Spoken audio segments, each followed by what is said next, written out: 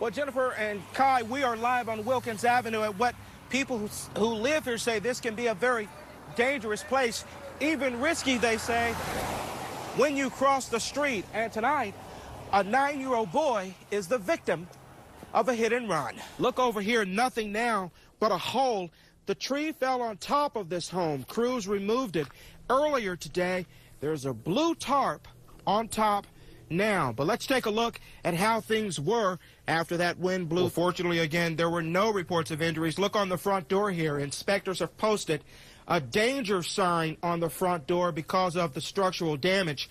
The home too unsafe for anyone to live inside now. You know, if you're an online shopper, chances are you've had boxes that look very much like these stolen right off your front porch.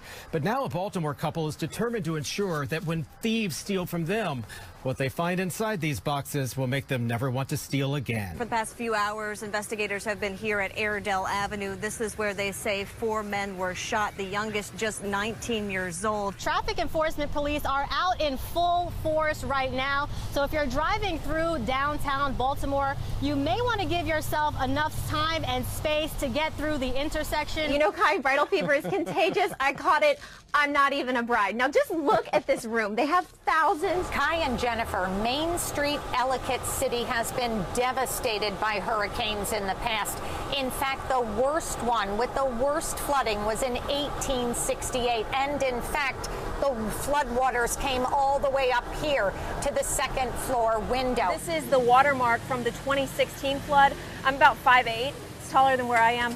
And they've said some of the damage and some of the water was higher than that this time around. But Joy, the judge's ruling all came down to the evidence or lack of it. Evidence like this huge storage container here. Now, prosecutors have said Michael Johnson was seen by a neighbor struggling to carry a container like this out of his apartment on the day that Felicia Barnes was murdered. Now, prosecutors have said that Barnes' body was stuffed inside this container, but the actual storage bin was never found. Any time that anyone talks about thunderstorms or possible flooding, everyone here is on alert, and I'm going to show you why. We're on River Road. This section of River Road, as you can see, is completely blocked off. This road is closed because the debris and the cracks in the pavement are still here, and this is from the May storm. The road is closed up that way. A bridge is collapsed that way.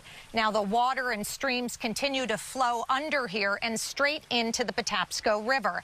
And, of course, the Patapsco River is where all the cars and the debris ended up after the 2016 storm, as well as after the 2018 storm. You may want to avoid this area, and here's why. Take a look. A line of dump trucks here filled with snow. They're on their way to M&T Bank Stadium. We're going to talk to this driver real quick. He's about to go inside the stadium. Sir, let me grab you real quick. What's your name? Dwayne. Dwayne, how's it going, man?